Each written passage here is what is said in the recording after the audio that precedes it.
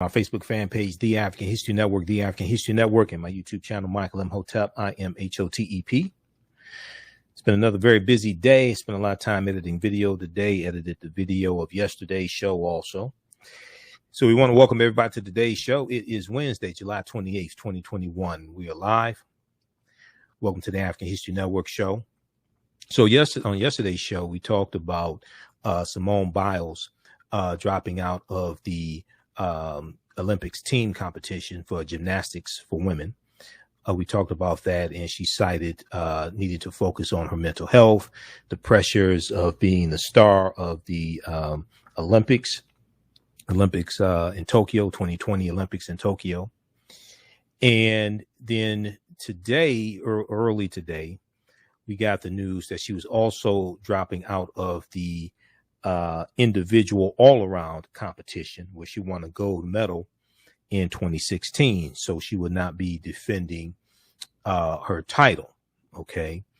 And we got more information out as well. There's an article from the Washington Post that talks about how she got what's called the twisties in gymnastics, the twisties. And this is when you are in the air during your maneuvers and you lose your bearing. You lose count on how many maneuvers you've done. You lose your spatial awareness, and that can be extremely, extremely dangerous. Okay. So we're going to give an update on what's going on here. Also, African-American women are coming to the defense of Simone Biles. So you have gymnasts who are coming to her defense and talking about their experiences dealing with mental health, dealing with the pressures of competing in the Olympics, and talking about losing their spatial awareness, losing their bearings when they're up in the air. You have African-American women specifically who are coming to Simone Biles' defense. There was a really good piece in the Washington Post from Candace Buckner for the Washington Post from July 27th. And I saw it yesterday. I wanted to talk about it on yesterday's show, but we didn't get a chance to talk about it. This one is called "For Exceptional Black Women Like Simone Biles, Greatness is Never Enough." For exceptional Black women like Simone Biles, greatness is never enough. Okay, we're going to talk about that. Then so we'll give you an update on what's going on with that. Jemele Hill was on Deadline White House today with Nicole Wallace. We're going to share some of that interview. Jemele Hill is speaking out and defending Simone Biles. I defended her yesterday also. And you have to preserve your mental health. You have to, people who really understand the ramifications of this are applauding Simone Biles for putting her team ahead of her own personal accomplishments. And because if she had really faltered in the team competition, she could have cost the USA women's gymnastics team a medal. They won a silver medal instead of gold. The Russians took the gold medal. The U.S. takes the silver. But if she had really messed up, she could have cost them a medal, period. They could have walked away with no medal. Okay, so she really did the right thing. Now, of course, you have conservatives. You got dumbass Jason Whitlock, fat ass Jason Whitlock on Fox Sports, running his mouth and speaking negatively about her. Only sit up Jason Whitlock does is when he sits up in the bed in the morning. You got white conservatives attacking her. You got Piers Morgan, things like this. And a lot of these people are jealous. Okay, especially a lot of these white male conservatives. A lot of them are jealous, and they're just running their mouths. So it is what it is, and you're going to have. They're going to rightfully get backlash. They're going to rightfully get backlash from social media. Now, Simone Biles has posted on Facebook today, because I follow her on Facebook. So she posted on Facebook today. Let's go to that Facebook post. She was thanking everybody for the support. Okay. I'm not sure if she thanked her haters. But she was thanking everybody for the support. So this is Simone Biles on Facebook, and let's see, okay, we've got it up here. She said, so this is from July 28th. She said the amount of love and support, let's zoom in on this. She said the amount of love and support I've received has made me realize I'm more than my accomplishments and gymnastics, which I never truly believed before. The amount of love and support I've received has made me realize I'm more than my accomplishments and gymnastics, which I never truly believed before. Okay, so it's already got 97,000 likes. You see my comment here. I liked it as well. Also shared it on our Facebook page, the African History Network, where we have 1 million followers. I said, we love you, Simone Biles. You don't have to prove anything to anyone, especially these dumbass Republicans running around when it greatest of all time, hashtag Olympics, hashtag Black Girl Magic, hashtag Simone Biles. So we have that. Okay.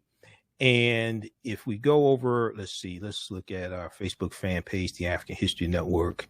Let's see what's going on there. I posted, let me see. Can we look at that post? Posted that, and okay, here's right here. Okay. Yeah, we got the post right here as well. So you can check out the post here on our Facebook fan page, the African History Network, the African History Network, also right here. All right. So we'll talk about Simone Biles, give you an update on what's going on there. And then we'll discuss briefly. You can give us a call if you have a question or comment, especially African-American women. For exceptional Black women like Simone Biles, greatness is never enough. And I talked about this a little bit on yesterday's show, because there was an article from the Undefeated that we discussed. And I re-aired our Tuesday show. That's re-airing on our Facebook fan page, the African History Network. So go back and watch that. But there was an article that dealt with when Black women are punished for being the best. Okay. Black women are punished for being the best. And let me see if we can pull this up. Yeah, it's from the Undefeated. Okay. So go back and watch yesterday's show, our Tuesday, February 27th show. And I discussed this article and some other things. And we also dealing with discrimination against body type. She gets criticized for her body type. She has a naturally muscular build. She's feminine, but she works out. Most of the people who are criticizing her don't work out, lazy, fat, only sit up they do each day is sitting up in the bed in the morning. Most of them can't even tumble out of bed. So you had these criticisms. Remember, Michelle Obama came under criticisms from fat asses like Rush Limbaugh. Okay, I know Rush Limbaugh's dead. He ain't supposed to speak negatively about the dead. Well, he shouldn't have spoken negatively about First Lady Michelle Obama. See, a lot of these people, I have no respect for them, whether they're living or dead. I just really don't. Because you reap what you sow. That's karma coming back on you. I have no respect for them. Like Herman Cain. Herman Cain passed away from coronavirus, running around chasing these white people with no mask, running around chasing after Trump and these white Republicans. And he died of COVID, and they didn't even mention his name. When they had the Republican National Convention, they didn't even mention his name, that he passed away from COVID. Chasing them around. So, you know, you brought that on yourself. So we'll discuss that. I'll give you an update on Simone Biles. Then there's a very, very important march that's going on right now, continuing the protest for the Voting Rights Act. Okay, continuing to protest for a new Voting Rights Act, the For the People Act. And it's being led by Reverend William Barber III of the Poor People's Campaign. And Reverend William Barber III is a modern day Martin Luther King Jr. This is a 27-mile march that's taking place in Texas. 27-mile march, 7 days. It's taking place in Texas. And this is to draw attention to the need for the People Act. Also, Beto O'Rourke, former member of the House of Representatives for Texas, is involved in this and is leading the march as well. But the Reverend William Barber III and former Texas Representative Beto O'Rourke have launched a 4-day, 27-mile march in Texas against voter suppression, calling on Congress to end the filibuster and pass voting rights legislation, calling on Congress to end the filibuster and pass voting rights legislation. Reverend William Barber III, co-chair of the Poor People's Campaign, said at a press conference on Tuesday, July 27th, he said, "We are here to start this march for our democracy. We are here to start this march for our democracy." Now, this is a multi-day march. It's a 4-day march from Georgetown, Texas to Austin, Texas. Reverend William Barber III condemned Texas Republicans' efforts to pass legislation restricting voting rights, calling such bills, quote, "the canary in the mine," end quote, the canary in the mine, and noting how Republicans in state legislatures across the country are pushing hundreds of bills to suppress the vote. Okay, so we'll talk about this as well. Now, Roland Martin is broadcasting from Texas for this march, and I'm going to share an excerpt of an interview that Roland did with Reverend William Barber III on location in Texas at this march. He did this on Tuesday, July 27th. And as I've said before, and I'm a panelist on Roland Martin Unfiltered every Friday. I'll be back on this Friday. As I've said before, we have to expand this conversation beyond just African Americans. It's not just African Americans who are hurt by these voter suppression bills. Now, we know there are about 389 bills in 48 state legislatures that are being pushed. TheHill.com is reporting, they're picking up the reporting from the Brennan Center for Justice that 1/3 of states, or basically 1 in 3 states, have passed restrictive voting laws this year. 1 in 3 states have passed restrictive voting laws this year. Now, we know that 18 states have passed restrictive voting bills. 18 states have passed 30 restrictive voting bills. There's a good piece from TheHill.com on this that we'll discuss on today's show as well. And the reason why this is so important is because politics is the legal distribution of scarce wealth, power, and resources, and the writing of laws, statutes, ordinances, amendments, and treaties, their adoption, interpretation, and enforcement. So politics impacts every aspect of our life, from the water we drink to the air we breathe, to the food we eat, to the economy, to employment. And for those who preach economic empowerment, in my degrees in business administration with a major in marketing, I understand this better than most people who talk about economic empowerment. Your economic empowerment largely depends upon a healthy economy and people having jobs to spend with your Black-owned business. So we need to put people in office who will pass bills that protect the economy and will help African-American owned businesses. So we're going to deal with all of this on the other side of the break, and we'll give you an update on our 10-week online course, a new 10-week online course. From the Civil War to the Civil Rights Movement and the Black Power Movement, 1865 to 1968. It's a 10-week online course that I teach on Saturdays, 3 p.m. to 5 p.m. Eastern Standard Time. You can visit our website, AfricanHistoryNetwork.com, to register for that online course. You listen to the African History Network show right here on 910 AM Superstation Future Radio. I'm Michael Imhotep. We'll be back in a few minutes. Gain knowledge in minutes from insightful summaries of progressive and socially conscious books. Blacklisted gives you access to curated content that'll satisfy your curiosity to learn and understand different perspectives. Empower yourself through inspirational and actionable ideas. It's easy to read or listen to on the go.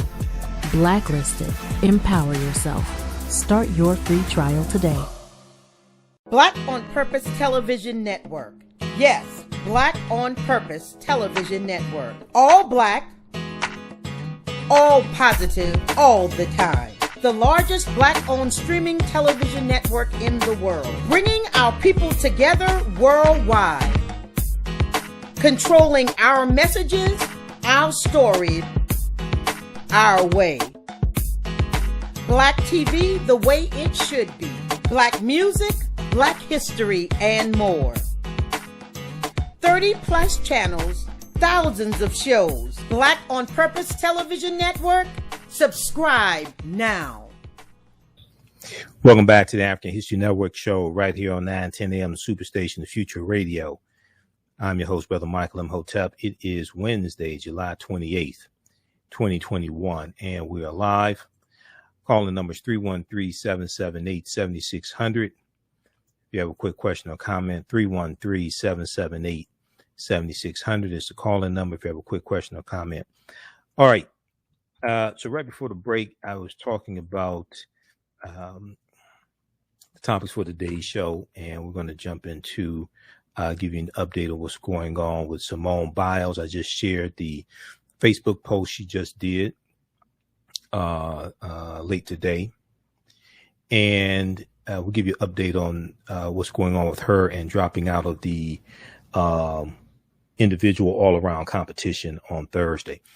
Be sure to register for my new 10-week online course, From the Civil War to the Civil Rights Movement and Black Power, 1865 to 1968.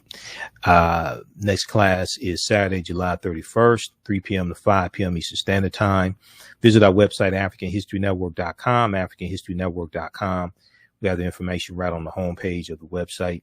This is a 10-week online course. Each class will go through and analyze a 10-year period of history starting in 1865 with 40 Acres and a Mule, Special Field Order number 15, 40 Acres and a Mule, the end of the Civil War.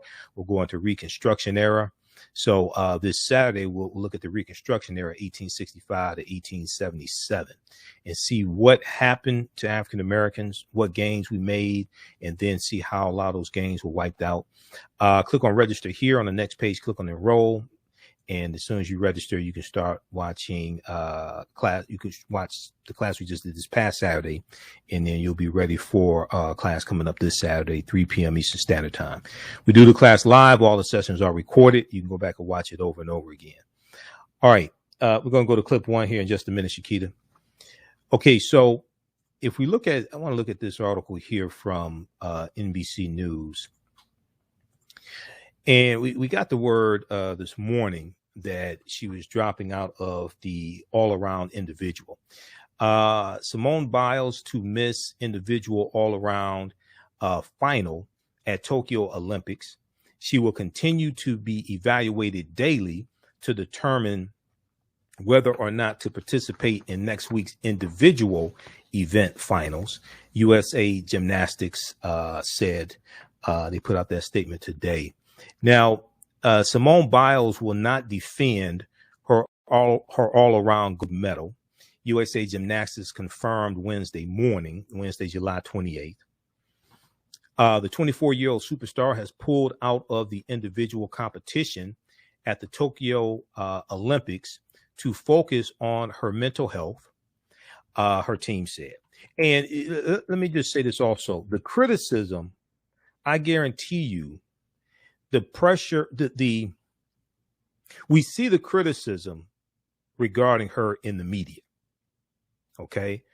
I guarantee you the criticism from her perspective, the criticism is much greater than what we see in the media. Okay. Directed towards her, attacking her on social media, all this stuff. Okay. So she's under tremendous pressure. The other thing that many African-American women are bringing up is that she is also a sexual assault. She is also a sexual assault survivor, and she was a sexual assault survivor of Larry Nassar, who's in prison right now. Okay, who's a former team doctor for many of the gymnasts. So she's dealing with the weight of sexual assault, being a survivor of sexual assault. She's also dealing with the weight of attacks on her body type and all different types of things like this. So the 24-year-old superstar has pulled out of the individual competition at the Tokyo Olympics to focus on her mental health, her team said. Quote, Simone will continue to be evaluated daily to determine whether or not to participate in next week's individual event finals, USA Gymnastics said in a statement. We wholeheartedly support Simone's decision and applaud her bravery in prioritizing her well-being. Her courage shows yet again why she is a role model for so many. Her courage shows yet again why she is a role model for so many. Now, Jade Carey, who had the 9th highest score in qualifications, will now take Simone Biles' place in the all-around competition. A 4-time Olympic gold medalist, Simone Biles shocked the Olympic world Tuesday, July 27th, when she suddenly withdrew during the team gymnastics final. Now, Biles said the emotional toll of the Tokyo Games, not a physical injury, prompted her exit. Okay, at first, the statement was put out that it was a physical injury, but she did an interview with Hoda of NBC's Today Show. We shared that interview with you on yesterday's show. And she said, quote, physically, I feel good. She told, she said in the interview, emotionally, that kind of varies on the time and moment. Coming here to the Olympics and being the head star of the Olympics, coming here to the Olympics and being the head star of the Olympics is not an easy feat. So we're just trying to take it one day at a time. We'll see, end quote. Now, Olympic swimming legend Michael Phelps has been very candid in the past about his struggles with depression. And he said on Wednesday that he knows how Simone Biles feels. Michael Phelps said, we carry a lot of things, a lot of weight on our shoulders. He said in the interview with NBC sportscaster Mike Tirico. And he said, it's challenging, especially when we have the lights on us and all of these expectations that are being thrown on top of us. OK, and it's even worse when you have people that don't even work out. OK, people that the only sit up they do each day is sitting up in the bed, and some of them can barely do that. And then they want to talk about your Olympic career, you know, and what you should do, and you know, you're letting down your team and all different types of things like this. And they've never been in that position before. Don't compete in sports, never competed in the Olympics, and then they want to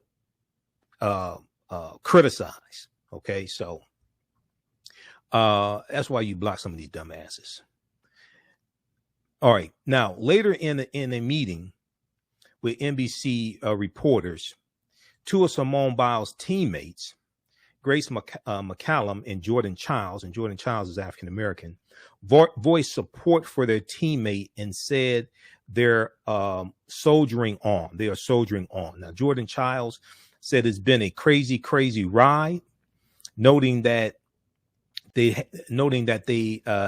had to train through a pandemic, and they're competing at venues where there's nobody cheering them on because they're in a state of emergency in Tokyo and no fans are allowed in the stands. And in some cases, many of them are away from their family, where normally many of their family members would be with them, but in some cases they're away from their family as well. So like when you watch it on NBC, because I've been watching the Olympics every day, on NBC, they show them and their families are at home and they're showing their families through Skype or FaceTime, whatever it is, and they're responding to their families and things like this, and their families are cheering them on from the US.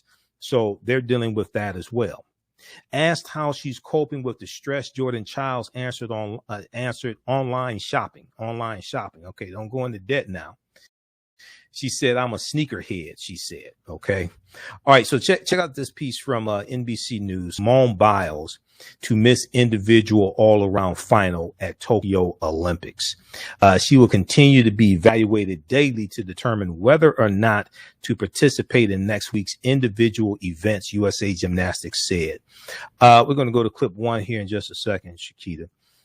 I want to show the Facebook post from Simone Biles again. So it appears she, she's monitoring her mental health. The other thing is, I'm sure she's getting negative racial feedback also. She's probably experiencing that as well. I hear she's had to block a lot of people on social media, a lot of crazy people on social media. So you have that component also. And white supremacy will make you go crazy. White supremacy will make you go crazy. All you got to do is look at the insurrectionists January 6th. Many of them went crazy. Now they're being prosecuted and they're wondering, what did I do? Simone Biles posted July 28th, Wednesday, July 28th. She said, the amount of love and support I've received has made me realize I'm more than my accomplishments in gymnastics, which I never truly believed before. I am more than my accomplishments and gymnastics I've never truly believed before. Okay. And I posted as well a response because I follow her on Facebook. Said, we love you, Simone Biles. You don't have to prove anything to anyone. She's already the greatest. Okay. So now we're going to go to clip 1 here, Shakita. On a Deadline White House today on MSNBC, Detroit's own Jemele Hill spoke with Nicole Wallace about Simone Biles. Jemele Hill, quote, Simone Biles has nothing to prove to you. Simone Biles has nothing to prove to you. Now, contributing writer for The Atlantic and host of the podcast, Jemele Hill is unbothered. Jemele Hill and Righteous Media president Paul Rieckhoff discussed Simone Biles' brave choice to step away from the Olympics and why some are angry. Some are a lot of white men. A lot of them, you can tell they can't get a date. And, a lot of them are basket cases. They're just crying, want attention or something like that. You're going to learn, don't mess with black women. That's what you're going to learn, don't mess with black women. But some are angry that she is taking a pause from the games. Okay, let's go to this clip.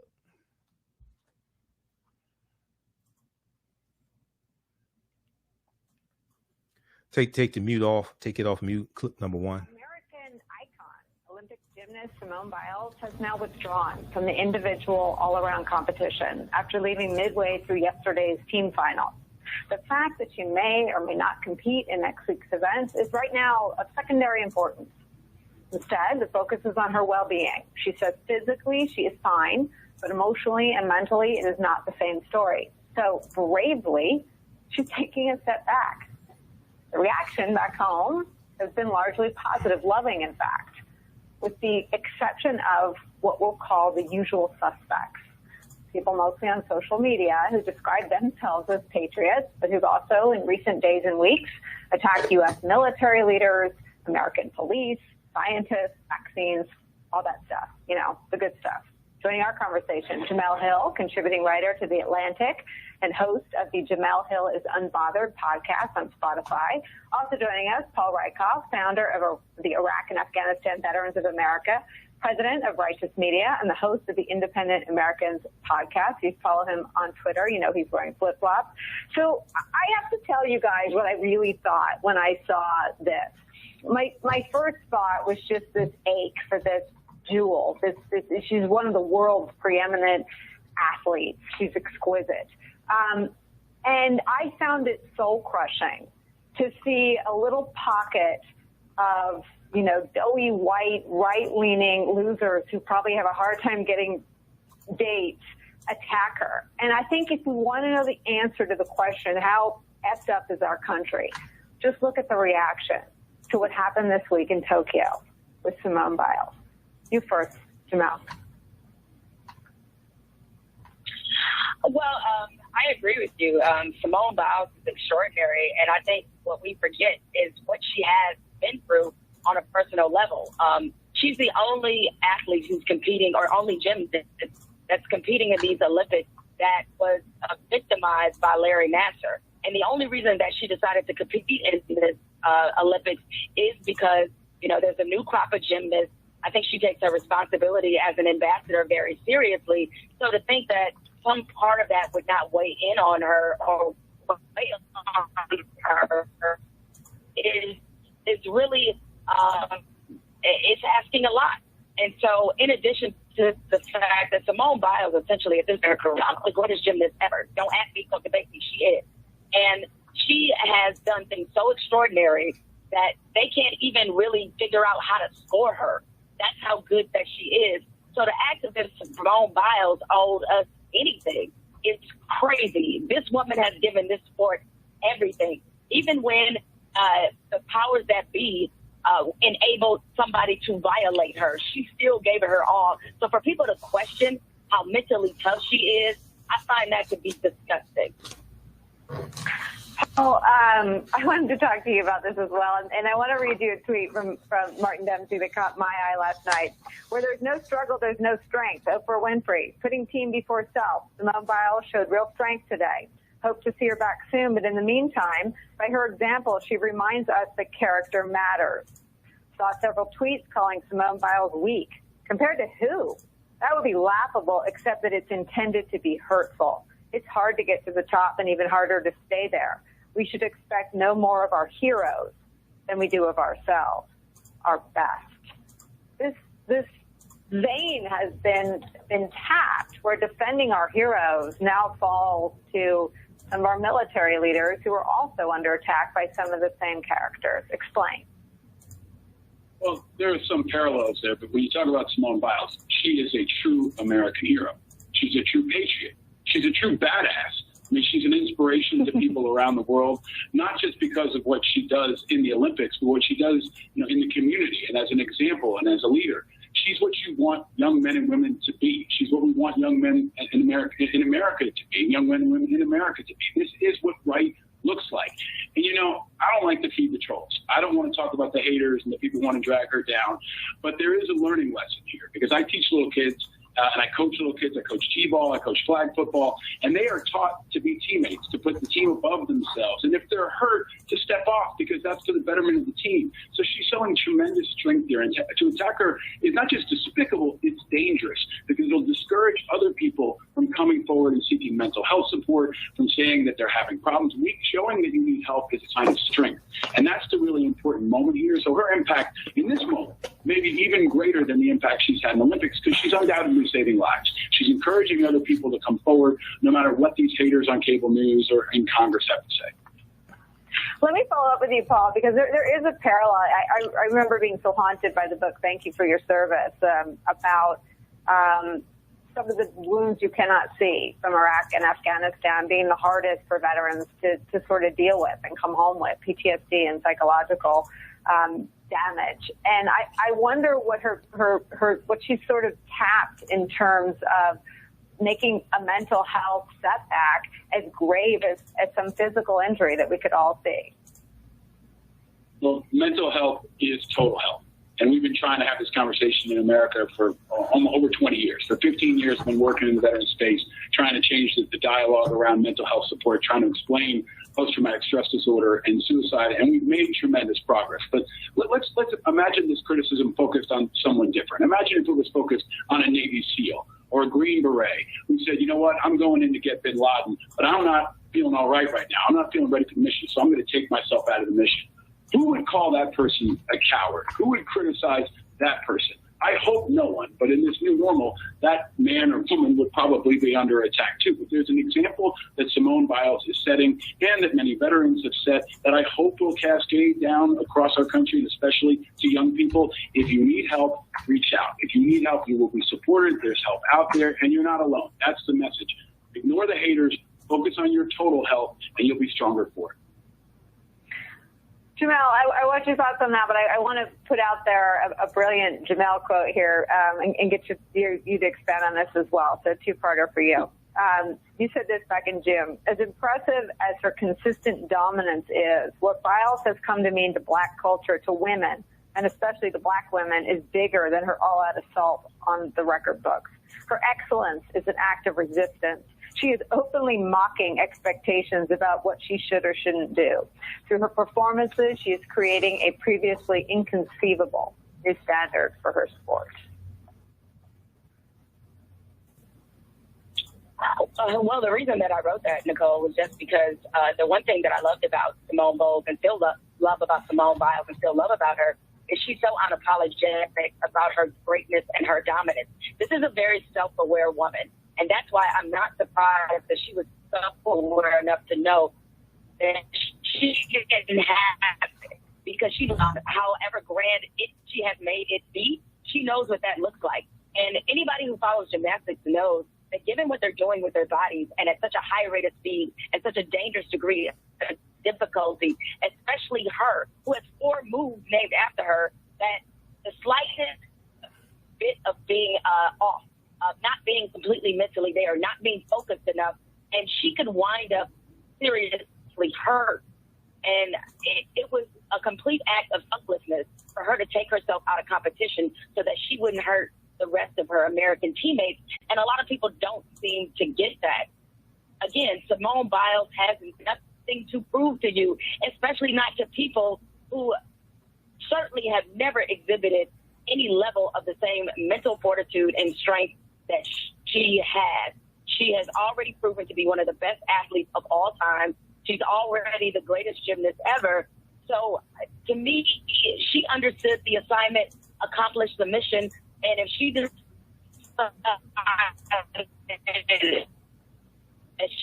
she needed a mental break, she knows herself better than we do. And so I think this is a time for people to just fall back and support her.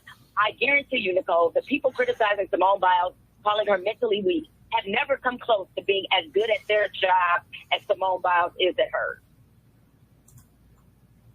Okay, let's pause it right there. All right, thanks, Shakita. Okay, so that is from Deadline White House, Nicole Wallace, MSNBC, speaking with Detroit's own Jemele Hill, sports writer Jemele Hill, contributor writer for The Atlantic and host of the podcast Jemele Hill is Unbothered. And also you heard Righteous Media President Paul Rykoff. That's at msnbc.com, Wednesday, July 28th, 2021. Jemele Hill, Simone Biles has nothing to prove to you. Now, I want to go to this next, I want to go to this other article. We're going to go to clip 2 in just a second here. Just a minute here, Shakita. Washington Post has an article. Other outlets are reporting this as well. This is from an interview with Simone Biles talking about what happened Tuesday, why she dropped out, what happened when she was in the air. Simone Biles said she got the twisties, quote unquote, the twisties. Gymnasts immediately understood.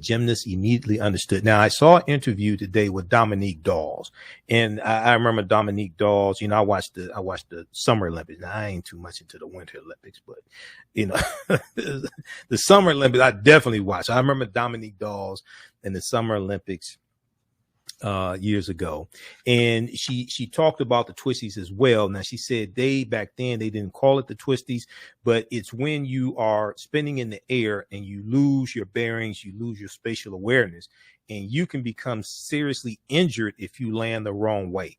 So what happened was when Simone Biles, if we look at this piece here, when Simone Biles pushed off the vaulting table on Tuesday, she entered that terrifying world of uncertainty, uncertainty. In the Olympic team final, Simone Biles planned to perform a 2.5 twisting vault, but her mind chose to stall after just 1.5 twists. Now she's up in the air. Her mind chose to stall after just 1.5 twists. Simone Biles said, I had no idea where I was in the air.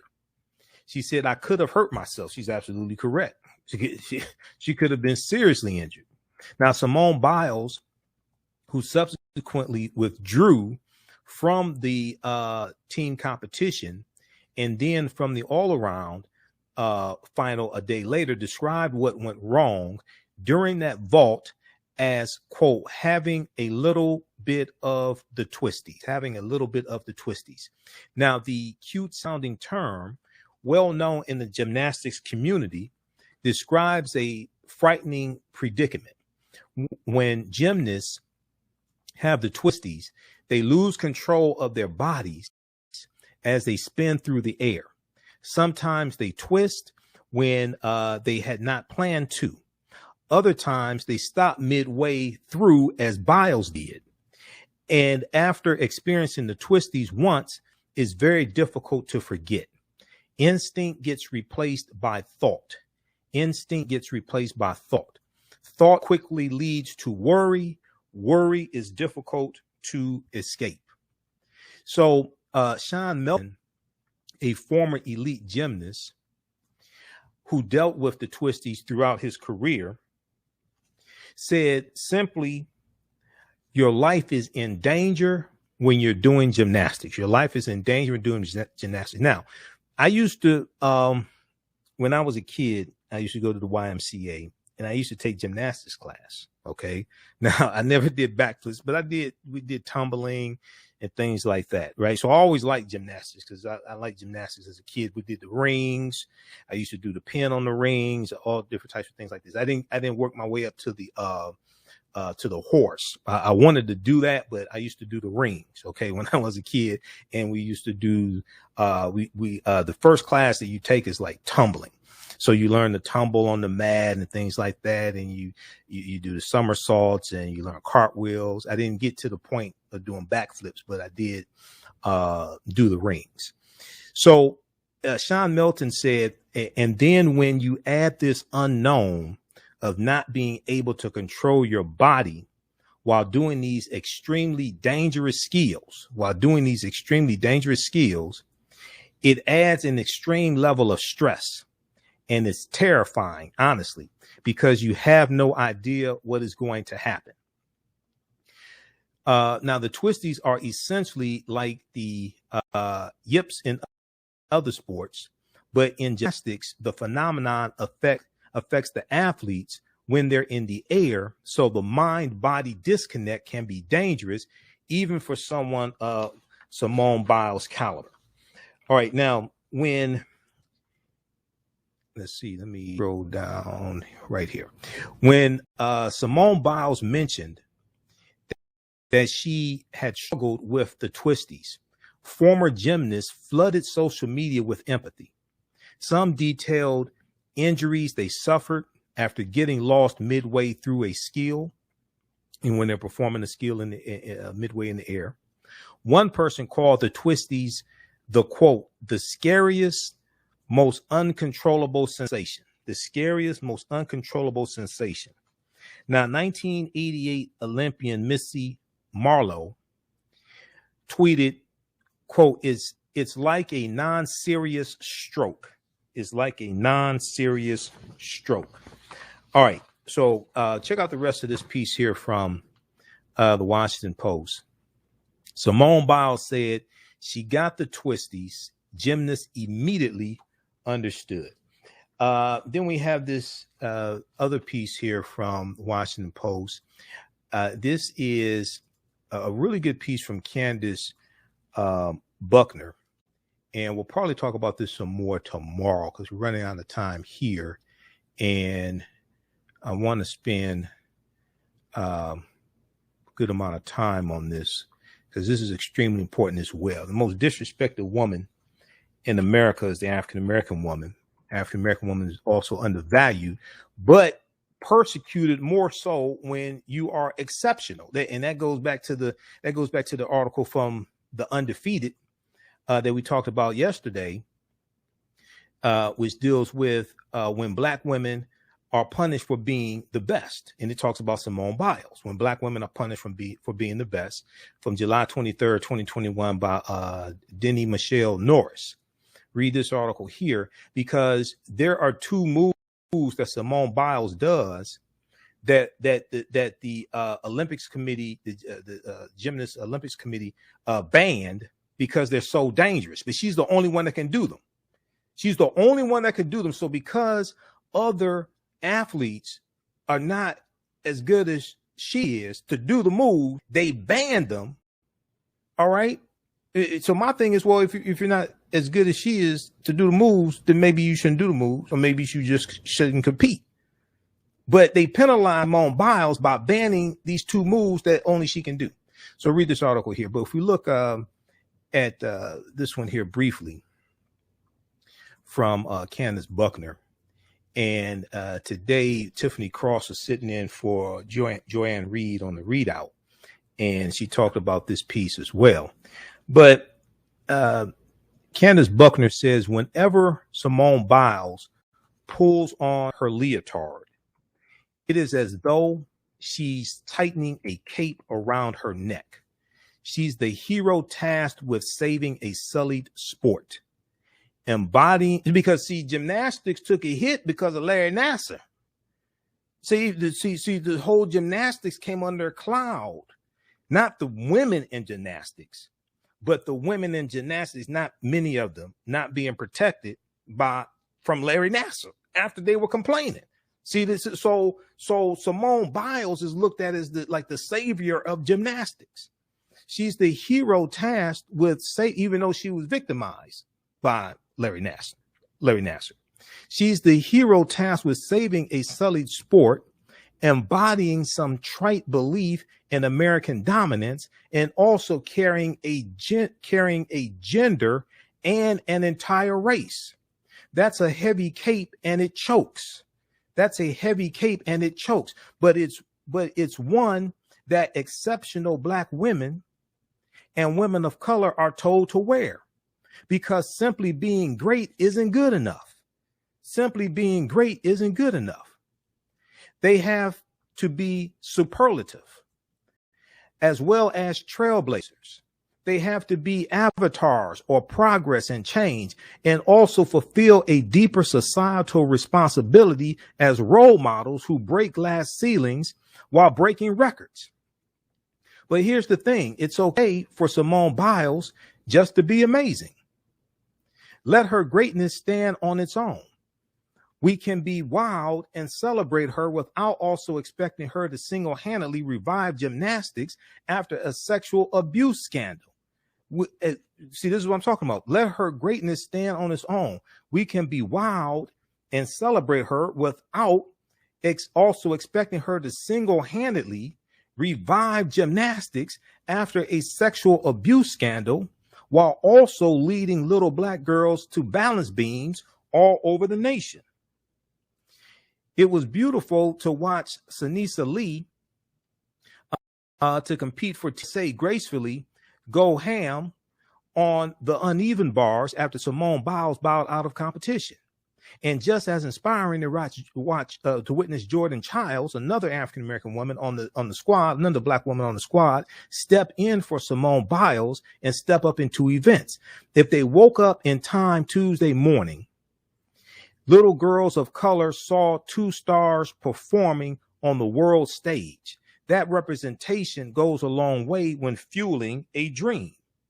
Years ago, this happened for the sport's biggest star. Now, Simone Biles, during a 2020 promotional event for the Olympics, said during a 2020 promotional event, talked about Gabby Douglas.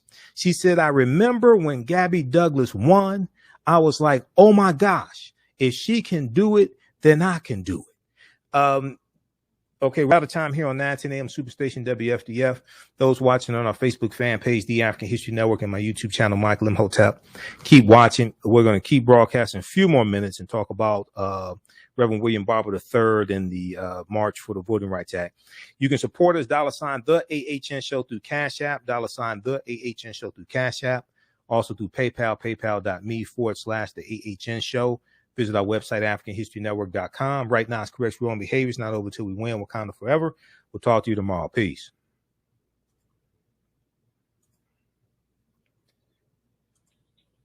All right, stand by, everybody. Stand by. All right, how's everybody doing? Share this broadcasting on social media platforms. Invite your friends to tune in also. Be sure to visit our website, AfricanHistoryNetwork.com, AfricanHistoryNetwork.com. You can register for my new 10-week online course. This meets on Saturdays, 3 p.m. to 5 p.m. Eastern Standard Time. From the Civil War to the Civil Rights Movement and Black Power, 1865 to 1968. From the Civil War to the Civil Rights Movement and Black Power, 1865 to 1968. Each class will go through and analyze an approximately 10-year period of time of history. Starting in 1865, we'll look at 40 Acres and the Mule, Special Field Order number 15. We'll look at Juneteenth, assassination of Lincoln, end of the Civil War, April 9th, 1865, 13th Amendment, December 6, 1865. And then we'll go through the Reconstruction era.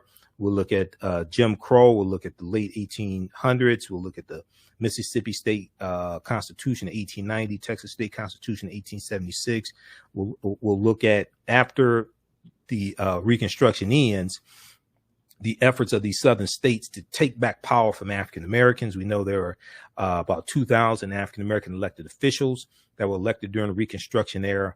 And we're going to see a lot of these gains reversed. We're going to see, even though we acquire land, and the height of economic empowerment for African Americans is probably around 1920, when we acquired close to 20 million acres of land, but we're going to see how we lost that. Also, we'll look at World War I, World War II.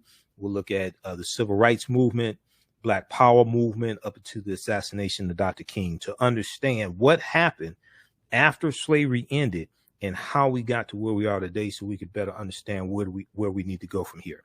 Okay, so at the class is regularly $130, on sale $80. We do the classes live. All the sessions are recorded.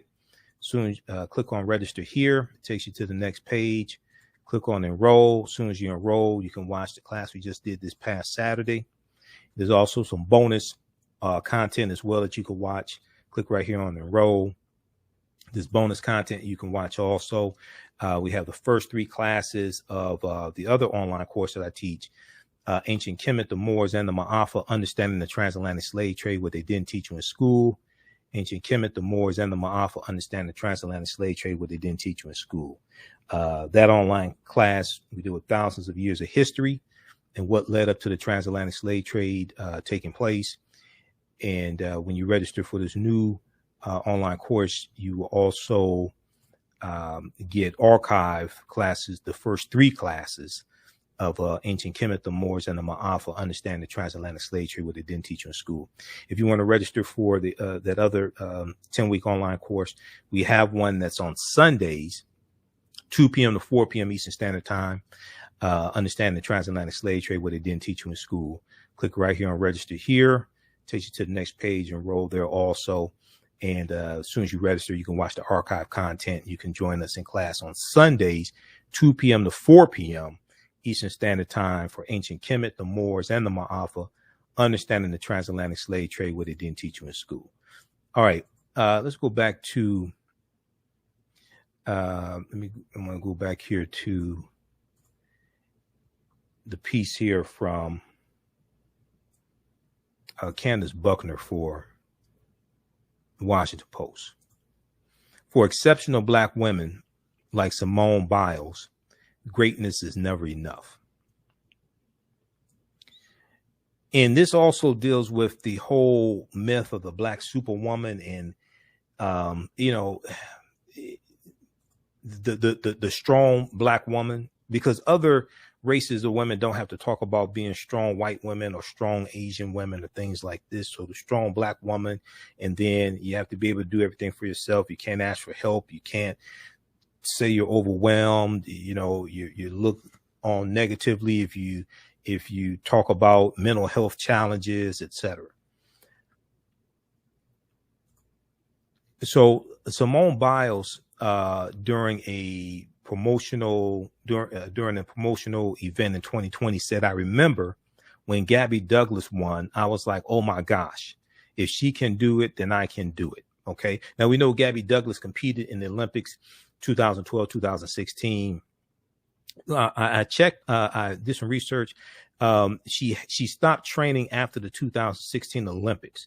I don't think she has officially retired when I was looking at it like a couple of weeks ago, but she stopped, Gabby Douglas stopped training after the 2016 Olympics. But I remember Gabby Douglas came under attack because people were talking about her hair. She's doing her gymnastics routines and she has her hair pulled back in the bun. She's not trying to be on the cover of Essence, not when she's spinning through the air. Okay. Not when she's spinning through the air, but, she's, people were talking about her hair. Okay. And their hair, and she needs to, she should have her hair done, things like this. It's like, look, she's up here doing like death-defying stunts. Okay. She's not focused on that.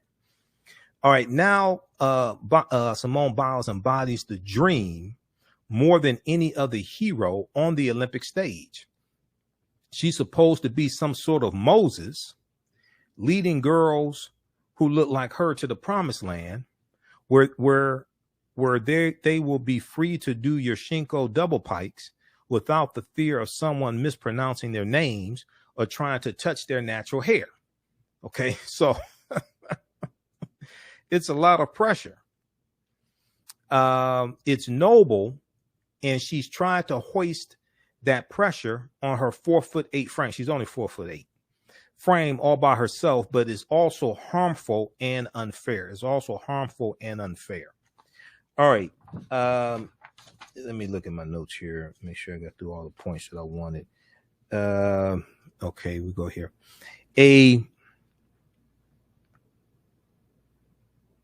So Candace talks about Kitty Ledecky, who's a white female swimmer.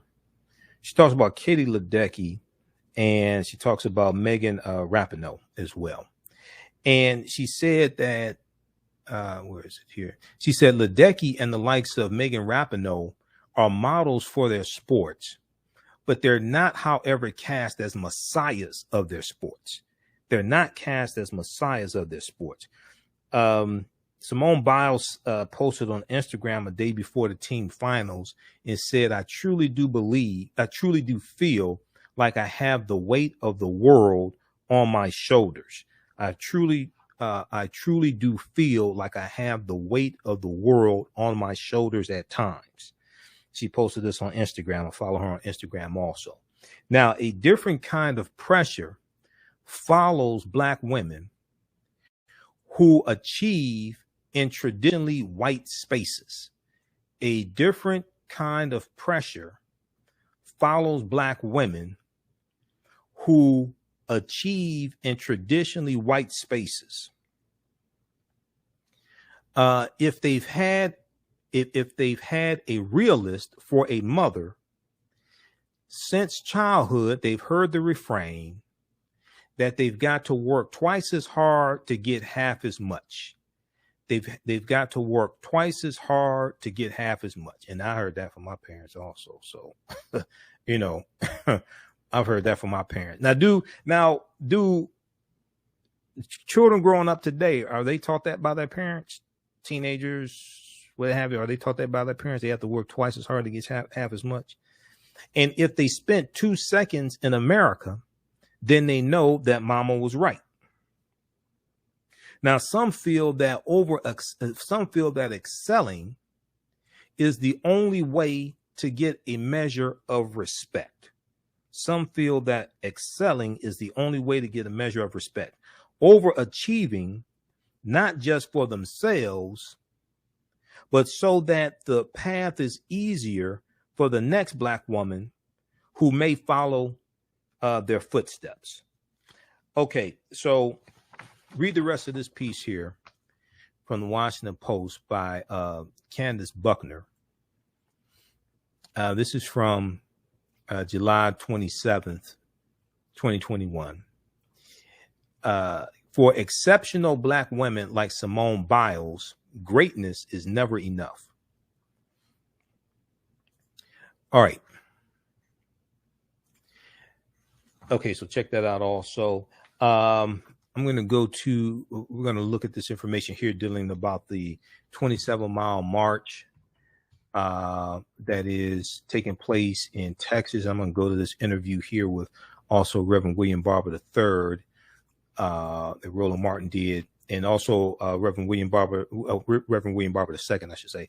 Also Reverend William Barber and Beto O'Rourke. They were on MSNBC today. That was on the Readout. You can support the African History Network, $ the AHN Show through Cash App, $ the AHN Show through Cash App. Also through PayPal, paypal.me/the AHN Show. We're here 6 days a week. So let's keep doing the research, stay on the air, keep broadcasting, pay some of the bills.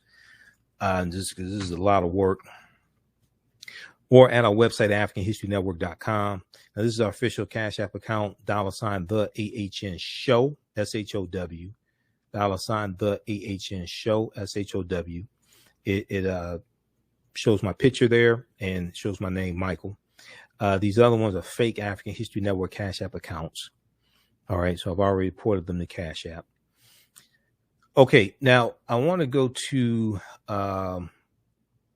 this next article here. I want to go to this next topic here. So I saw an article from Huffington Post, and then also Sybil Wilkes, who's on the Tom Joyner Morning Show. Used to co-host the Tom Joyner Morning Show for years. Sybil Wilkes has a 5 things you should know each day dealing with news. So I follow Sybil also, and she had some information on this. Activists march for passage of voting laws and end to filibuster. Activists march for passage of voting laws and end to filibuster. Then we have a article here from the Huffington Post, which deals with this 27-mile march to draw attention to the need for the passing of the Voting Rights Act. The For the People Act, I should say. Now, John Lewis wrote the first 300 pages of the For the People Act. And let me let this load up here. Okay. So Reverend William Barber, Beto O'Rourke launched 4-day march for voting rights in Texas. Reverend William Barber, Poor People's Campaign, is leading a 27-mile multi-day march against voter suppression, urging Congress to take action on voting rights, Now, the Reverend William Barber II and former Texas Representative Beto O'Rourke launched a 4-day, 27-mile march in Texas against voter suppression, calling on Congress to end the filibuster and pass voting rights legislation. Reverend Barber, co-chair of the Poor People's Campaign, said at a press conference on Tuesday, July 27th, he said, "We are here to start this march for our democracy. We are here to start this march for our democracy." Now, the march is going to go from Georgetown, Texas to Austin, Texas. Reverend William Barber condemned Texas Texas Republicans, I should say. He condemned their efforts to pass legislation restricting voting rights, calling such bills the canary in the mine, and noting how Republicans in state legislatures across the country are pushing hundreds of bills to suppress the vote. Now, he said, Beto O'Rourke said Texas is the hardest state in the nation in which to vote. Texas is the hardest state in the nation in which to vote. Republicans have introduced legislation that would make it even harder, Beto O'Rourke said on Tuesday. Now, Reverend William Barber urged the U.S. Senate to end the filibuster and pass the For the People Act. The latter bill, the For the People Act, would override much of Republicans' state-level efforts by mandating states implement measures like early voting, no excuse absentee ballots, and automatic same-day registration. During what they describe as a Selma to Montgomery style march for democracy, activists will pause at 3 churches and a Muslim community center and end with a rally at the Texas State Capitol on Saturday. In order to march, Reverend Barber said people will need to show proof that they are vaccinated against COVID-19 and wear masks. Now, here's a tweet from Reverend William Barber. He says that our moral march to Austin this week is about showing the nation that Black, white, brown, Native, Asian, young, old, poor, and low wealth people in Texas are standing together to demand Democrats who hold Senate majority take action to enact policies they ran on. Take action to enact policies they ran on. This tweet is from July 27th, 2021. Now, earlier this month, more than 50 Democratic lawmakers left Texas to block a vote on the GOP-led legislation that would create harsher voter ID requirements. That's in Texas, ban 24-hour and drive-through voting, and stop election officials from sending voters unsolicited absentee ballots. The Texas Democrats have been in Washington, D.C., urging Congress to pass the For the People Act, but the sweeping bill will be tough to pass, with Democrats holding only a slim majority in the Senate, Republicans opposing it, and key Senate Democrats refusing to back filibuster reform, like Joe Manchin and Kristen Sinema. Voter suppression efforts disproportionately disenfranchise Latino and low-income voters. So read this piece here from the Washington Post. Reverend Barber, Beto O'Rourke launched 4-day march for voting rights in Texas. Okay, this is from July 27th. Okay, so check that out from Huffington Post. Yeah, I want to go to this. I want to go to this interview here from Roland Martin Unfiltered.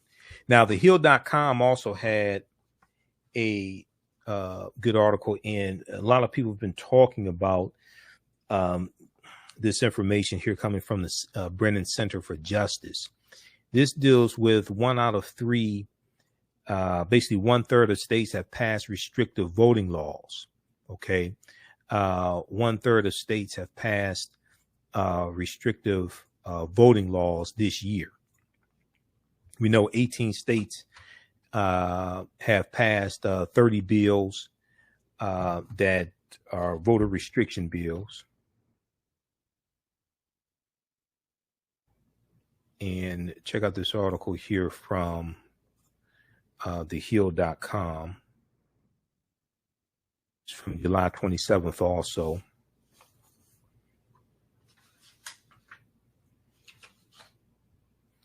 One in every 3 states across the nation have passed new laws restricting access to the ballot in the wake of the 2020 election.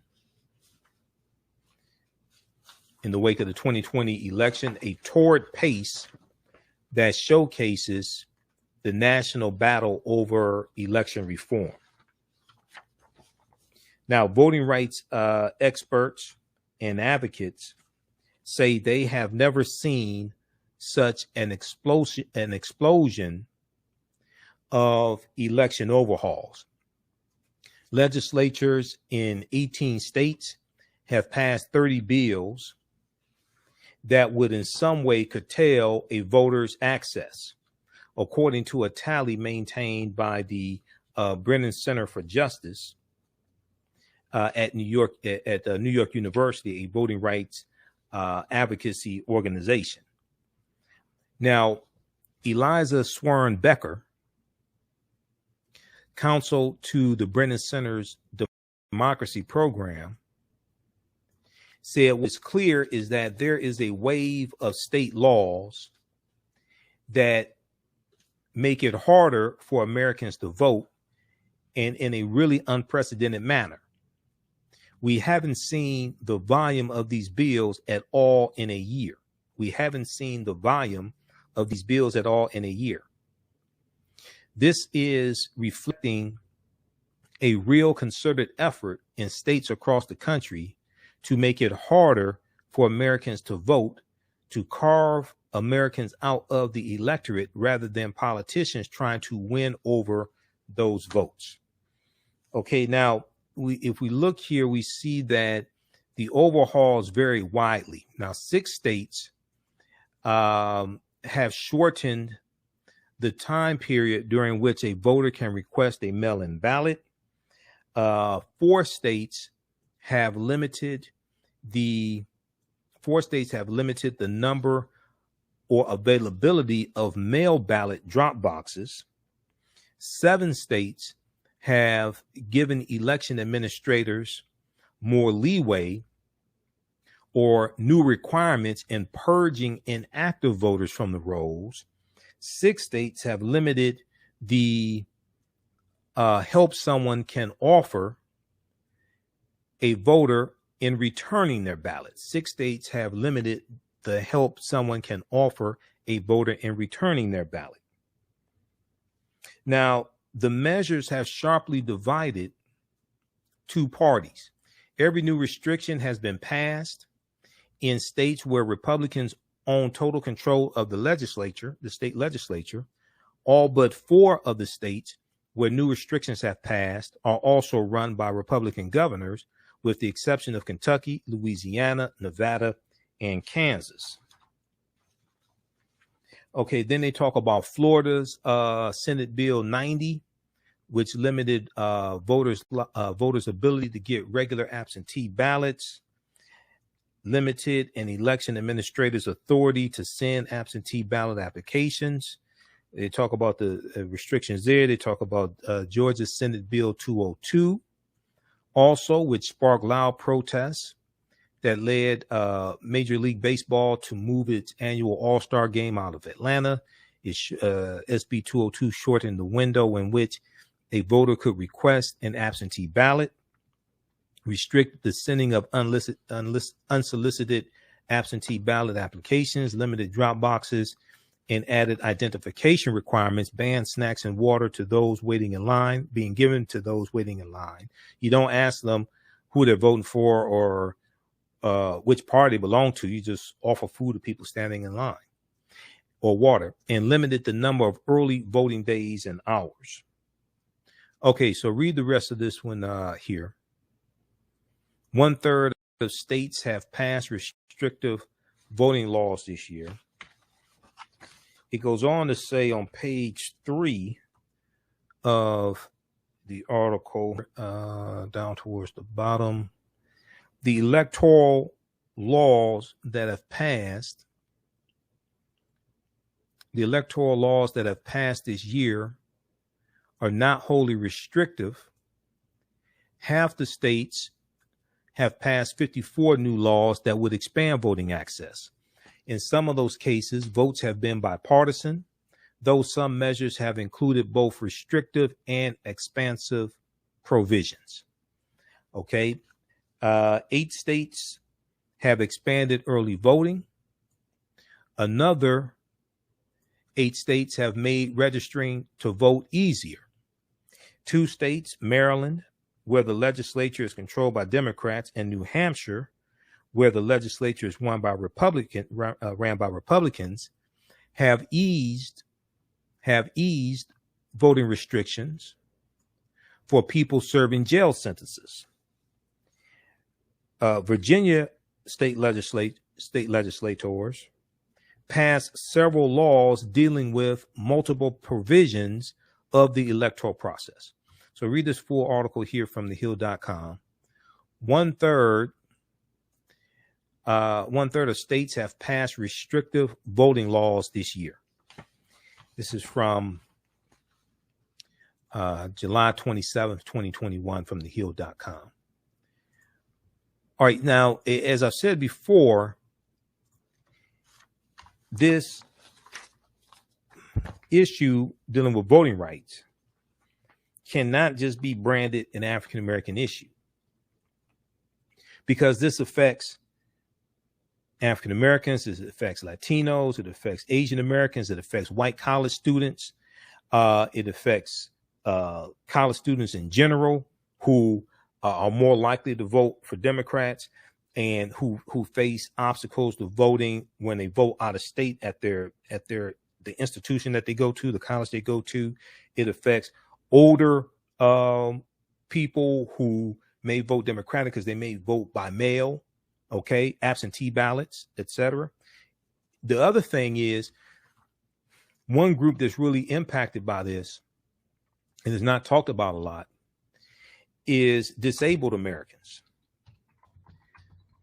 There are 38 million disabled Americans who are registered voters. Okay, there are 38 million disabled Americans who are registered voters. New York Times had a piece dealing with this. I think Washington Post also. Washington Post had an article dealing with this in the last couple of months. But they are negatively impacted when you talk about having longer voting lines, limiting absentee ballots, different things like this. This negatively impacts disabled voters. And the 38 million of them, the 38 million disabled voters that registered to vote. Now, Vice President Kamala Harris, probably about 3 weeks ago now, met with a group of disabled voters because they were talking about the challenges in voting. So this this whole fight has to be expanded beyond an African-American issue. And this is what I've said before is, you see, when you talk about the 1965 Voting Rights Act, that automatically gets associated with African-Americans. Dr. King, John Lewis, okay, Jimmy Lee Jackson, all that, the whole crossing the Edmund Pettus Bridge, the movie Selma, all that gets associated with African-Americans. But no, this impacts people regardless of race. Now, there was I want to see if I can find this exact. I'll see if I can find this exact article. But I want to go to this interview here that Roland Martin did with Reverend William Barber III on Tuesday. This is in Texas, which was the first day of their march. It's a 27-mile, 4-day march to draw attention to the need for the People Act. Launch a 4-day march for voting rights in Texas. Let's go to this clip.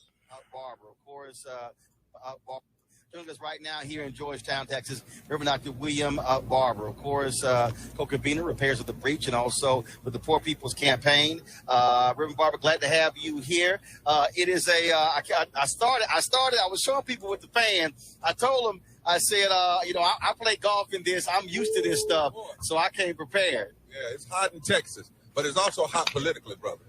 And I'm telling you, Now, Roland is the cause of all this junk. He No, I'm wakes not. me up at night, Doc, we ought to do this, and we think about it. But in reality, isn't it ironic, Roland, that the same day we have the first hearing on the physical violent insurrection on January the 6th, we're here tonight preparing to march tomorrow to challenge the political insurrection and the policy insurrection that's going on all over this country, where these extremists who've hijacked the Republican Party and Democrats, some of them that joined them, want to hold on to the filibuster, want to block the true John Lewis bill, which is the For the People Act, all of the position, want to block the coming, because it's not been written yet, Voting Rights Restoration Act. And then earlier, they blocked a $15 minimum wage, impacting 32 million people, 40% of black people. And now they want to even hurt immigrants. Let me tell you, the people behind us, they are fired up, brother. We actually are being overrun. We had to stop accepting people for the march because of COVID. So what people are doing is they're going to march legs, and then we're going to the Capitol on Saturday. And this march is saying, like Selma did, we have to have federal action. And black folk are saying it, white people are saying it, brown, Asian, Native, poor people, even business people with a conscience, gay folk, all are saying, no. This is what we have to do in this moment. And then, lastly, it's a part of our season, a month long of actions. We were in Arizona yesterday, 27 states in almost 40 some odd Senate offices, Democrat and Republican. We had people sitting in demanding action. And then next Monday after Austin on Saturday, clergy and low-wage workers are coming to D.C. for direct action. We're not playing, brother. And if it doesn't happen by the 6th, we win if it does. If we don't, it intensifies. I talked to Melanie Campbell. Black women, they're going to have another protest taking place on Thursday in the nation's capital. We're going to be live streaming that event as well. And Reverend Barber, the thing that I keep explaining to our audience is that for the people who say protest doesn't matter, these things don't work. Look, you just had Senator Mark Warner out of Virginia finally come out and say he believes in a narrow ending of the filibuster specifically for voting rights. Yeah. All of these things, the constant pressure, not just on those senators, but also on this White House to get President Biden moving, because the reality is Vice President Kamala Harris or Vice President Joe Biden should be in Texas, should have come to Texas. You got to go where the people are, where the problem is, as opposed to, giving nice speeches. No. You got to mobilize and organize your people. Right. And you got to show in this moment, this is James Crow Esquire. It's not just Jim Crow. Don't let the Republicans get away with this being a binary issue, just black or white. It is race now. Don't ever suppress race. But the racial piece of it also has collateral damage. And then the other thing, I hope to meet with, I got a word about meeting with the vice presidents and some clergy next week. But here's the thing. We have to have federal action. We have to stand strong. If we go in compromising, you're going to get worse. You got to stand strong. Secondly, we've got to say, you're right, to the president, come to Texas and talk to this diverse group. Come to Arizona. Go to West Virginia. You got people that voted for you there. And then go to the well of the Congress, just like LBJ did, and say, you cannot fix physical infrastructure while you're letting people destroy the infrastructure of the democracy. It's both and, it's not either or. And we don't need to play the either or game. This is too serious. We need to have people come together. And then we got to connect the voting rights to economic justice and the economic prosperity of the country. My brother was just telling me from Methodist Church, I preached for him Sunday. And he said, Bob, we got to let these folk know. When we say pass voting rights, stop suppressing the vote, pass 15, he said, let them know. Those of y'all that are fighting 15, fight vote, don't you know that it's economically insane to do that? If we had 15 right now, 32 million people would be raised out of poverty. $380-some billion would be pumped into the economy right now. But because of the filibuster, you can't get passage on the voting rights, passage on the For the People's Act, or passage on 15, or even protecting our immigrant brothers and sisters.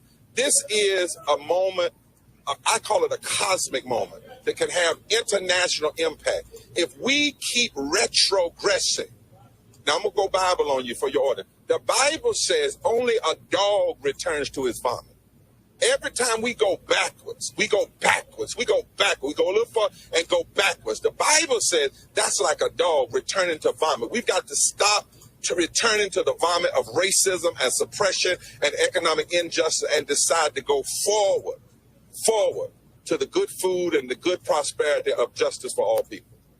And the thing that what I keep telling the folks, the reason you have to link the voting issue with policy, because that's how you get policy. Yeah. If you lay out all the things that Republicans have blocked in this state, right, they're blocking in other states, what they're blocking in Washington, D.C., you cannot say, I want to march, but it's like I want to march on an issue, but then not realize public policy is involved. I said on my show last week, to every white person who was out in the streets demanding justice for George Floyd, where you at? Got to come now.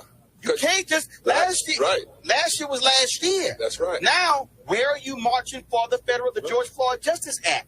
Where are you marching for climate, right. LGBTQ? You got to get in because, as you said, Roland, voting is the bridge to progressive policies. So if you build bridges for infrastructure, but then you undermine the bridge of democracy, you cut off the bridge that gives us the public policy.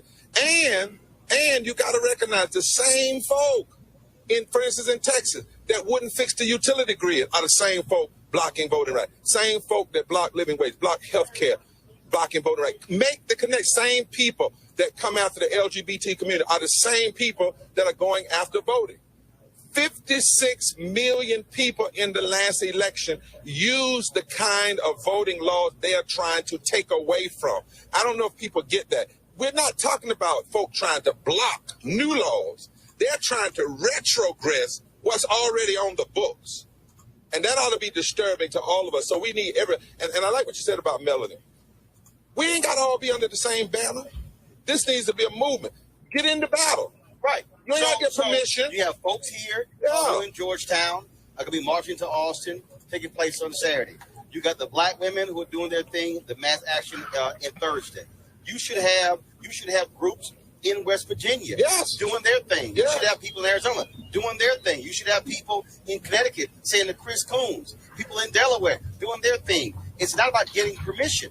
I've been saying all different groups who went to the White House, NAACP, Derek Johnson, same thing. How you taking your chapters? Mark Boreal, National Urban League. How you taking your chapters? Reverend Sharpton, National Action Network. How you taking your chapters? You don't have to. If you all of a sudden every day they're seeing here and here and here and here, the same thing Black Lives Matter did. Right. When you had folks who weren't even affiliated with the people who created Black Lives Matter. Right. But they said we can do something ourselves. And the difference this time is this, for instance, if you're white or otherwise, you don't have to be altruistic. This is not about you helping black folk. They're going to take your democracy. Right. That was a county clerk in 2012 who admitted that she moved an early voting location off of a college campus. Exactly. They were voting, too many of the young folks, white folks, were voting Democrat. That's right. Moved it to a way out place with a small parking lot hard to get to. They moved from early voting locations in North Carolina. I was on the CBC panel, and it was Sherilyn Ifill, Christian Clark, Vanita Gupta, the guy who was the Secretary of State in California. I said, y'all have got to challenge white folks to say, hey, this ain't just us. They don't like tech here in Texas. I'm still registered here. They are mad. They've been getting their butts kicked in the suburbs. That's right. Because Georgetown, folks, everybody who's watching, Georgetown is a suburb of Austin. Austin is Travis County. This is Williamson County. In Houston is Harris County. Dallas County. San Antonio, Bear County. They've been losing. That's right. In the suburbs. That's what they're trying to stop. Even though in Georgetown 30 years ago, in the 1930s, the first successful case against the Ku Klux Klan happened in Georgetown when a white woman stood up. So my point is we need everybody, brother. And what I'd like to do, I hope we can do it as the march goes on. I want to come on one evening and you and I just read the For the People's Act. Because I think most of our people don't know. Right. And I'm going to say this to all groups, civil rights. Don't you go in those places and compromise with Manchin and let him say, well, I'll support the Voting Rights Act, but I'm not for it. And you say, well, John Lewis Act. Yeah. The hell with that. Because first of all, ain't no John Lewis Voting Rights Act. It hadn't been written. That's the truth. Second of all, the John Lewis Act is the act, the For the People's Act. He wrote that. Right. Okay. Thirdly, the Voting Rights Act won't fix this because these bills are passed. You cannot retrogressively pre-clear. Secondly, third, fourthly, if you pass the For the People's Act, everything they're doing in these state colleges becomes illegal immediately. Mm-hmm. So we don't need no, and plus he signed to say he would support the For the People's Act. Joe Manchin signed it, but he signed it when McConnell was majority leader. Right. Because he knew it wouldn't come to the floor. He ran on it in his state. So did Kristen. I'm going to tell it all. I'm sorry. Kristen Sinema said she would support it when she was running. She said she would support 15. Manchin never said he was against 15 while he was running, because he knew if he'd have said it in the primaries, the Democratic challengers would have whooped him. He waited until afterwards. And after Warnock and our brother from John Ossoff won, running on For the People's Act, running on voting rights, running on liberty. He waited until they got a majority, and then all of a sudden, now he's not for it. Don't let these folks play game, and don't go in a room and cut a deal. That, well, we won the voting rights act. If we don't win this For the People's Act right now, every bill that goes in place, you won't be able to undo it. You can't litigate out of this. You can't mobilize. I mean, because it is going to have, look, what they're doing by trying to cut drastically the drop box ballot. Yeah. What they're trying to do with matching signatures. I mean, and the ability to be able to overturn election results. This is by design. This is all about Donald Trump complaining about losing, even in the state that he won. They are trying, and what I also keep trying to tell people, this is not about presidential politics. This impacts every single election, school board, city council, county commissioner, state rep, state senate, governors, all of these races, water district. If it's the elected DA as well, that's why people have to recognize we ain't playing games with this. And it's about fundamentally, as you say all the time, power. These folk are wanting blatant power. They see the demographic shifting. They know the South is really not red. It's suppressed and unorganized. They know that. And many of these other places. So they see the demographics shifting. They want to control the power. And lastly, this is about the U.S. Chamber of Commerce. Why is the U.S. Chamber of Commerce celebrating Manchin and Sinema and the Republicans? Because they don't want expanded votes, because they know that undercuts their ability to control elected officials that can then pass tax policies and other policies that fill their pockets. And so if you're in an organization, and even if you had conversations with the U.S. Chamber of Commerce, you got to cut ties. You got to cut ties. Because either you're on the side of, you're going to treat corporations like people and people like things, or people like people and corporations like things.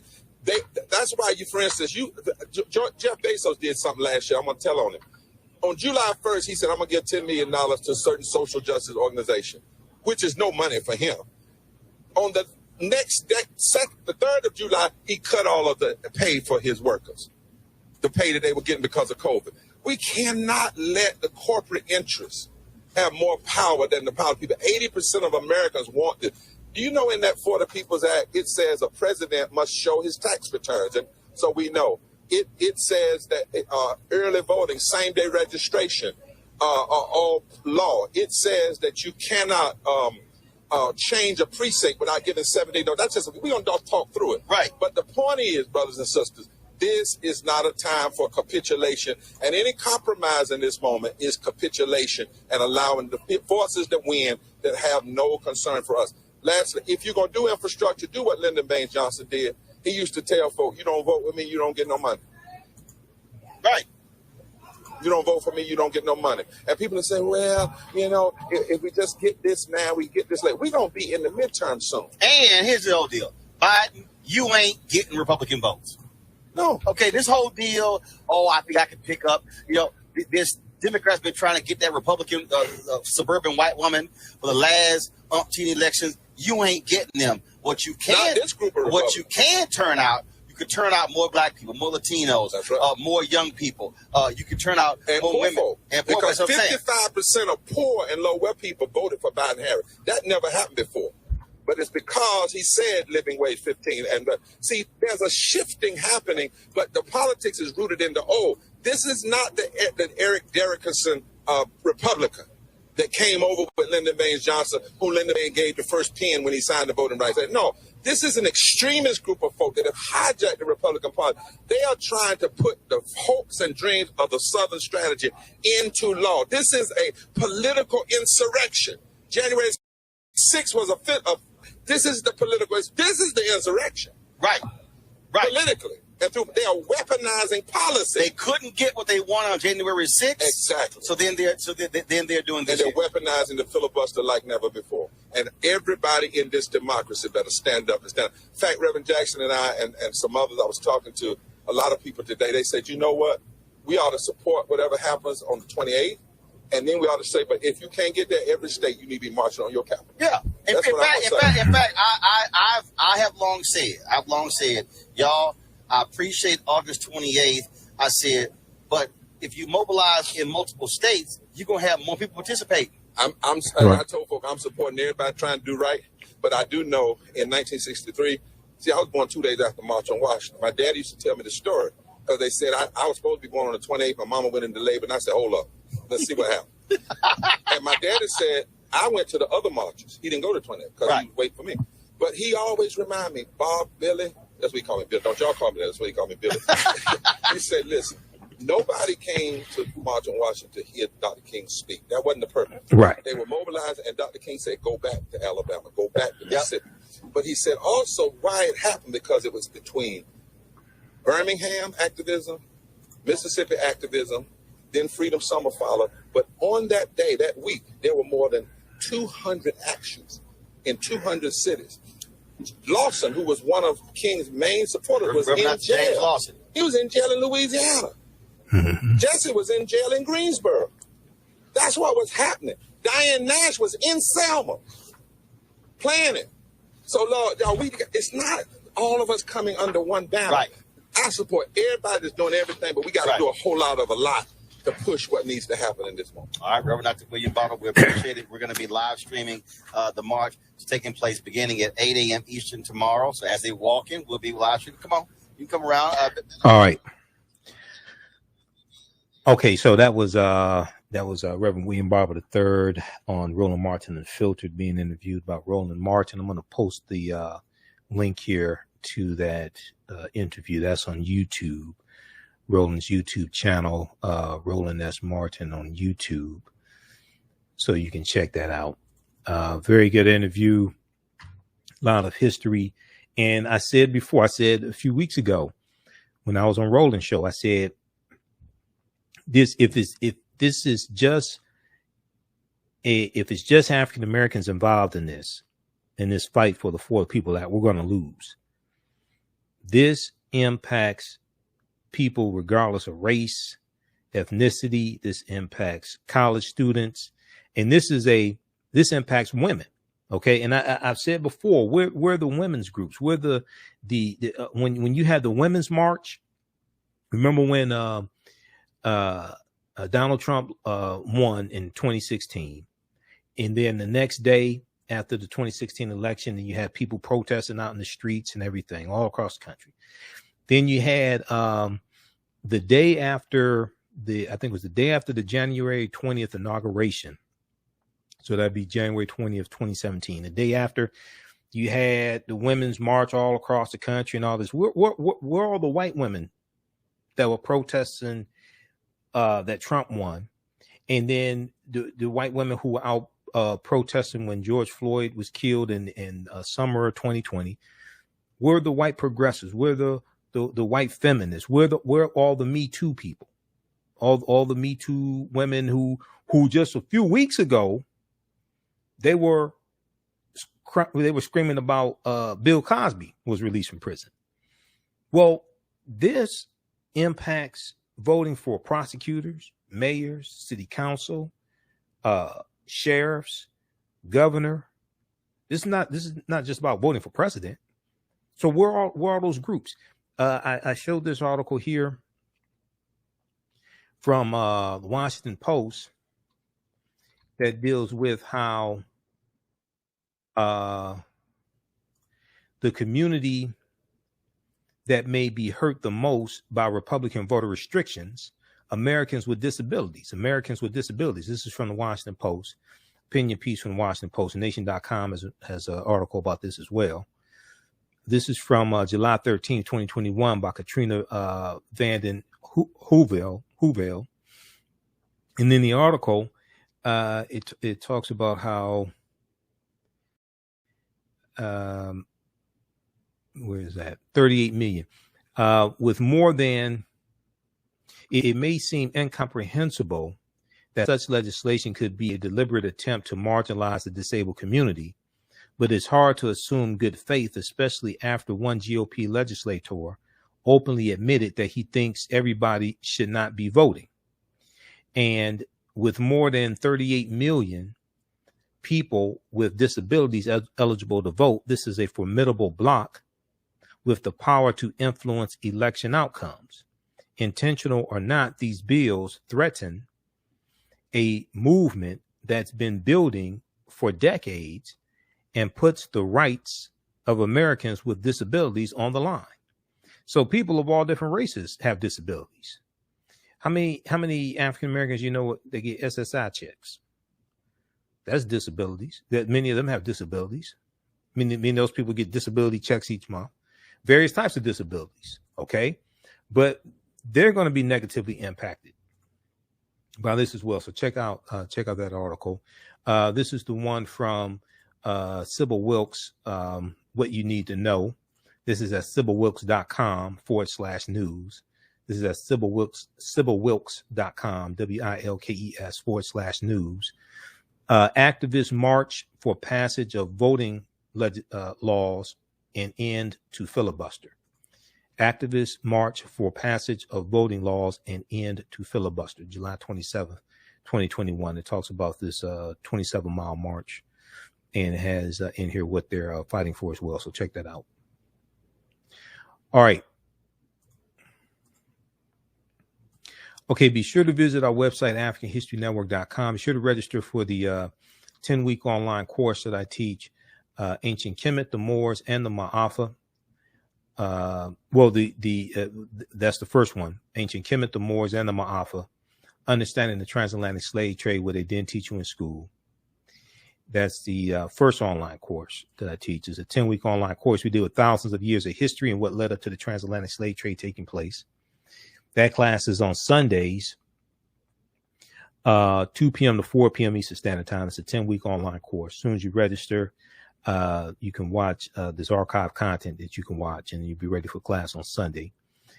And then we deal with ancient Africa, and we deal with the 800-year occupation of Europe by the Africans known as the Moors, and what leads up to the transatlantic slave trade taking place. So that class is $80. Click on register here, and you can enroll on the next page. The new 10-week online course that I teach, and this picks up where Understanding the Transatlantic Slave Trade leaves off, is from the Civil War to the Civil Rights Movement and Black Power, 1865 to 1968. From the Civil War to the Civil Rights Movement and Black Power. This is a 10-week online course. Each week we'll go through and analyze a 10-year period of history to understand what happened after the Civil War ended, after the 13th Amendment was ratified, December 6, 1865. This Saturday. So this class meets Saturdays, 3 p.m. to 5 p.m. Eastern Standard Time. As soon as you register, you can watch class number 1. We just did that class this past Saturday. Click right here on register here. Takes you to the next page. Click on enroll. So we talked about 40 Acres and a Mule, Special Field Order number 15. We dealt with what led up to the Civil War taking place and why the Civil War was fought. I also talked about the New York City draft riots that lasted 5 days in New York City. You had hundreds of people who were killed. You had African Americans who were attacked. These New York City draft riots, July 13th, 1863. We also talked some about the 13th Amendment. Next class, we're going to go through and look at the Reconstruction era. We'll look at 1865 to 1877, what happened during Reconstruction, the progress we were making, and how that's going to come to an end with the Compromise of 1877. Okay, so on the next page, just click on enroll, and you can register for the class. As soon as you register, there's bonus content that you can start watching. You can watch from around the world. We do the classes live. All the sessions are recorded. You can go back and watch them over and over again. All right. Okay. And then all of my DVD lectures and digital downloads are at our website, AfricanHistoryNetwork.com, AfricanHistoryNetwork.com. All right, we have to get out of here. Remember, at the African History Network, we focus on educating, empowering, and inspiring people of African descent throughout the diaspora and around the world. Because right now it's correct wrong behavior. It's not over till we win. Wakanda forever. And we'll talk to you tomorrow. Peace. Black on Purpose Television Network. Yes, Black on Purpose Television Network. All black, all positive, all the time. The largest black-owned streaming television network in the world. Bringing our people together worldwide. Controlling our messages, our story, our way. Black TV the way it should be. Black music, Black history, and more. 30 plus channels, thousands of shows. Black on Purpose Television Network. Subscribe now. Gain knowledge in minutes from insightful summaries of progressive and socially conscious books. Blacklisted gives you access to curated content that'll satisfy your curiosity to learn and understand different perspectives. Empower yourself through inspirational and actionable ideas. It's easy to read or listen to on the go. Blacklisted. Empower yourself. Start your free trial today. Black on Purpose Television Network. Yes, Black on Purpose Television Network. All black, all positive, all the time. The largest black-owned streaming television network in the world. Bringing our people together worldwide. Controlling our messages, our story, our way. Black TV the way it should be. Black music, Black history, and more. 30 plus channels, thousands of shows. Black on Purpose Television Network. Subscribe now. Hi, I'm Joel Wilson, President and CEO of JCW Computer Consulting LLC, a technology implementation firm with over 20 years of satisfying customers. We offer a full spectrum of industry top-tier branded services. We are an authorized partner or reseller for Lenovo, Zoom, T-Mobile, Microsoft 365 and Surface tablets, Google Workspace, Acer, Asus, Samsung, PCmatic security software, and many more. Our online store features laptops, Chromebooks, computers, printers, accessories, and software. Businesses, take advantage of our free 1-hour Zoom tech consultation and know we offer top nationwide high-speed internet service providers, voice over IP, and cellular phone services. Home users, don't miss our current in-stock Chromebook inventory. Please visit us at jcwcc.com or call 215-879-6701.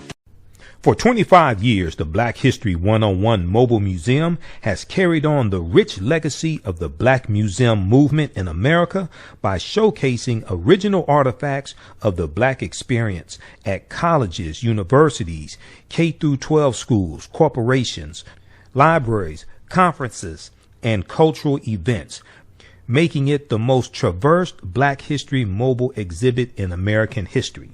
Dr. Khalid El Hakim is the founder of the Black History 101 Mobile Museum, and he is a highly sought-after public speaker on topics of Black history, social studies, education, museum studies, hip-hop, and race relations. Dr. Khalid was named among the change makers for NBC Universal's Erase the Hate campaign and listed as one of the 100 men of distinction for Black enterprise. He recently founded the Michigan Hip Hop Archive on the campus of Western Michigan University. The Black History 101 Mobile Museum is currently scheduling in-person and virtual exhibits nationwide. For more information, please contact Dr. Khalid Al-Hakim directly at 313-645-4197, 313-645-4197, or visit their website at blackhistorymobilemuseum.com. That's blackhistorymobilemuseum.com. You can also email him at bhistory101@yahoo.com, bhistory101@yahoo.com. We all know the cannabis industry is headed toward an uprise in the past decade. What happens when there is a brand that brings this uprise in a blow? The cannabis industry welcomes her uprise. Hustle her hemp. Delivering excellence with pride is her watchword, and how you choose to embrace it makes it a priority. From cultivating rich cannabis into exquisite and tastefully finished CBD products to delivery, Hustle Her Hemp leaves no stone unturned. Hustle Her Hemp's mission is to empower women of color by building business and creating legacies, uniting beauty, health, and business. We are a pure definition of how we want the CBD industry to become in the future. While we are redefining innovation, we bring the same energy to improving the quality of life. Hustle Her Hemp is the new uprise.